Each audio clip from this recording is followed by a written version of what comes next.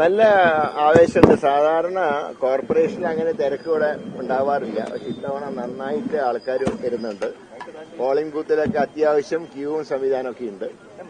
കഴിഞ്ഞ പാർലമെന്റിൽ തന്നെ ഞാൻ വന്നൊരെണ്ണം കയറി വോട്ട് ചെയ്തു. ഇപ്പൊ എനിക്ക് മുമ്പ് തന്നെ രണ്ടുപേരുണ്ടായിരുന്നു വോട്ട് ചെയ്യാൻ. അതിന്റെ തന്നെ അർത്ഥം നല്ലൊരു ആവേശം ജനങ്ങൾക്ക് ഉണ്ടായിട്ടുണ്ട്. മാറ്റം ജനങ്ങൾ ആഗ്രഹിക്കുന്നുണ്ട്. അതിന്റെ ഏറ്റവും നല്ല എക്സാമ്പിളാണ് ഈ തെരഞ്ഞെടുപ്പ്.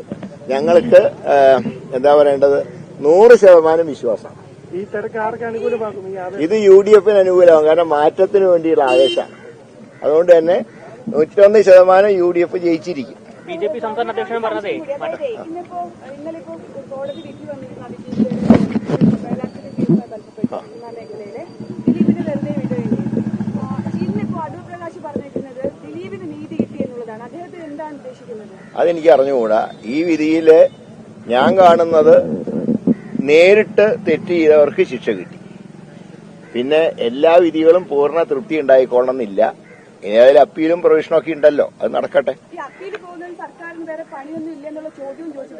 അല്ല, സ്വാഭാവികമായിട്ടും എന്താ പറയേണ്ടത്, ഈ നീതി പൂർണ്ണമായി നീതി കിട്ടിയില്ല എന്ന് അതിജീവിതയ്ക്ക് അഭിപ്രായം ഉണ്ടെങ്കിൽ തീർച്ചയായിട്ടും അപ്പീൽ പോകാവുന്നതാണ്.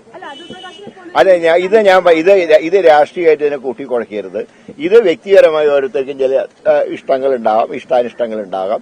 ഞാൻ ഇതിൽ കാണുന്നത് ഡയറക്റ്റായി തെറ്റ് ചെയ്തവർക്ക് ശിക്ഷ കിട്ടിയിട്ടുണ്ട്. ബാക്കി കാര്യങ്ങൾ അപ്പീല് വരട്ടെ, അപ്പോ നോക്കാം. ഞാൻ പറഞ്ഞല്ലോ, എല്ലാവർക്കും പൂർണ്ണമായിട്ട് തൃപ്തിയുള്ള ഒരു വിധിയും സാധാരണ ഉണ്ടാവാറില്ല. എങ്കിലും കുറെയൊക്കെ കുറ്റം ചെയ്തവർക്ക് ശിക്ഷ കിട്ടിയെന്നാണ് എന്റെ ഒരു റീഡിംഗ്. KMA നഗരസഭയിലെ കോർ കമ്മിറ്റി കൺവീനറാണല്ലോ, എങ്ങനെ എത്ര സീറ്റ് പ്രതീക്ഷിക്കുന്നു? ഞാൻ പറഞ്ഞത് 55 സീറ്റിൽ ഒരു സീറ്റ് പോലും കുറയില്ല. UDF അധികാരത്തിൽ വരും തീർച്ചയായും. അതാണല്ലോ UDF അധികാരത്തിൽ വരുമെന്ന് പറയാൻ കാരണം. 55 സീറ്റ് UDF ലഭിക്കും.